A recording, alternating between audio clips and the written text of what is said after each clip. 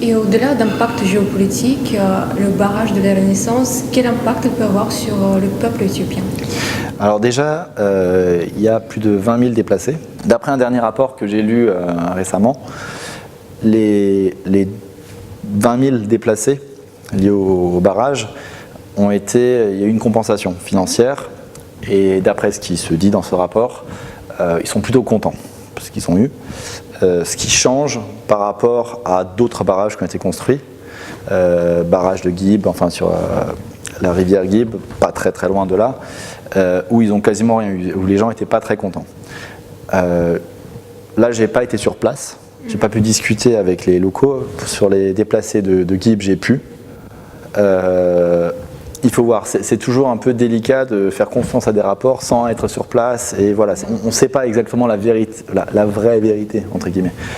Et donc d'après ce rapport, on est censé être plus ou moins équitable. Les gens sont assez contents, ils disent on espère que ça va nous apporter quelque chose, du travail, voilà.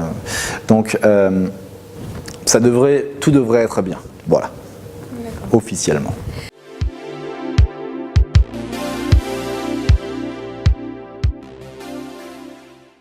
Mais ce que j'ai pu voir de votre livre, le peuple éthiopien souffre de manque de terre qui était prise du coup pour la construction du barrage. Alors il y a ce manque de, oui bien sûr il y a des terres qui ont été louées là à la base, c'était à Israël, mais c'est pas des terres très très fertiles.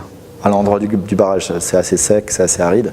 Mais par contre, comme ils n'ont pas eu de financement de la Banque mondiale et autres, ils ont dû trouver des financements par eux-mêmes. C'est-à-dire, ils ont édité des obligations pour la diaspora éthiopienne et il y a même ils ont prélevé aux fonctionnaires un mois de salaire quand ils avaient besoin à tout le monde, sans compensation, voilà, pour financer le barrage. Donc en fait, c'est un autofinancement par l'Éthiopie de ce barrage qui a quand même coûté des milliards, hein. Enfin, c'est pas négligeable. Donc il y a eu des terres qui ont été aussi, pour financer donc, le barrage, qui ont été louées. Beaucoup de terres. À d'autres endroits, dans toute l'Éthiopie, il y a eu des terres, même des parcs nationaux, qui ont été morcelés, des morceaux qui ont été pris près de Gambela par exemple. On appelle ça le land grabbing. Enfin, ils ont été loués à des sociétés agricoles, étrangères souvent. Enfin, pour la plupart, c'est des Chinois, des Indiens, Moyen-Orient, enfin voilà, c'est assez large. Et donc en fait, ils exploitent à fond, entre guillemets, ces terres, en utilisant les pesticides, insecticides, engrais, vraiment pour booster la production. Et ils rasent des fois des forêts, enfin voilà, j'ai pu le voir. Et donc ces terres sont louées entre 50 ou plus années. Et souvent, les populations qui habitaient dans ces zones, maintenant, ils ont perdu leurs terres. Parce qu'en fait, il faut savoir qu'en Éthiopie, toutes les terres appartiennent à l'État. On n'est pas propriétaire de sa terre. Et donc, l'État fait ce qu'il veut avec ses terres. Et donc, ces personnes ont été déplacées. Et qui n'ont souvent pas eu de compensation. Et souvent, maintenant, ils travaillent dans ces énormes fermes. Et donc, tout ça, c'est pour financer le barrage. Parce qu'il y a besoin de devises. Voilà, il faut les payer.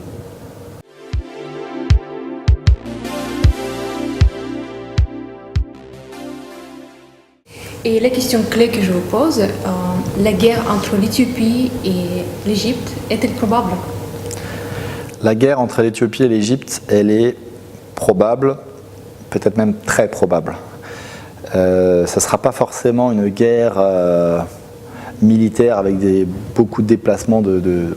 La guerre classique. Classique, ça sera un bombardement, peut-être. C'est ce que le président Morsi à l'époque avait envisagé. Mais c'est pas évident de bombarder un barrage aussi énorme. Enfin, un bombardement classique même, ça ne suffira pas. On ne pourra pas casser, il faut imaginer des millions de tonnes de béton armés pour ce barrage. Enfin, c'est tellement énorme. Ça ne se détruit pas même avec des bombes. Voilà. Donc c'est assez compliqué et surtout après, pour que l'eau circule de nouveau, il faut vraiment le détruire jusqu'au ras. C'est très compliqué. Je ne sais pas exactement comment ça va se présenter, mais des tensions et un conflit réel, ça oui, ça c'est clair. Et il pourrait y arriver vraiment une guerre. C'est très compliqué à dire, mais il y a un autre point qui est important, c'est que le Soudan a toujours soutenu l'Égypte, jusqu'à il n'y a pas très longtemps. Et maintenant, en ce moment, il a changé exactement. Et ça change pas mal de choses aussi. Et donc l'Égypte est seule maintenant. Et pourquoi le Soudan a changé Parce qu'en fait, il veut profiter de l'électricité de ce barrage aussi. Il a besoin d'électricité.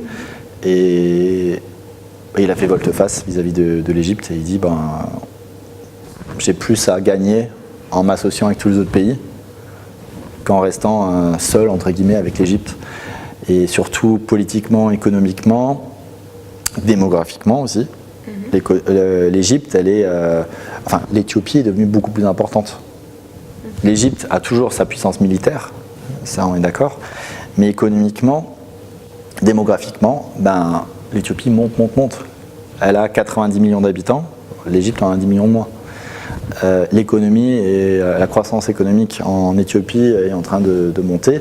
En Égypte, depuis la révolution Place Tahrir, 2011, c'est très compliqué. Là, même aujourd'hui, maintenant c'est en train de repartir un petit peu, mais c'est pas du tout du niveau de l'époque. Et donc, il faut des moyens pour faire une guerre aussi. C'est pas non plus. Donc, au final, qu'est-ce qui peut vraiment déclencher, de mon point de vue, une guerre, c'est si la population égyptienne décide de faire une révolution de l'eau. C'est-à-dire ils n'ont plus assez d'eau, parce que l'homme a besoin de boire, a besoin de cultiver, les agriculteurs ont besoin d'eau, enfin, on ne peut pas faire sans eau, l'eau ne se fabrique pas, et l'eau douce encore moins. Et donc il faut une quantité d'eau pour chaque habitant. Et si on est sous un niveau acceptable pour la survie de l'homme, qu'est-ce qui va se passer en fait ? Le peuple va dire au gouvernement, mais nous on a besoin de boire, on a besoin d'eau, donc il faut faire quelque chose. Donc révolution. S'il y a une révolution égyptienne, forcément le gouvernement égyptien sera obligé de réagir et de peut-être bombarder, de peut-être lancer une guerre vis-à-vis de l'Éthiopie. On ne sait pas. Donc les situations restent quand même très fragiles et oui. Compliquées à prévoir. Oui, c'est très compliqué de prévoir exactement ce qui va se passer, mais quelque chose va se passer.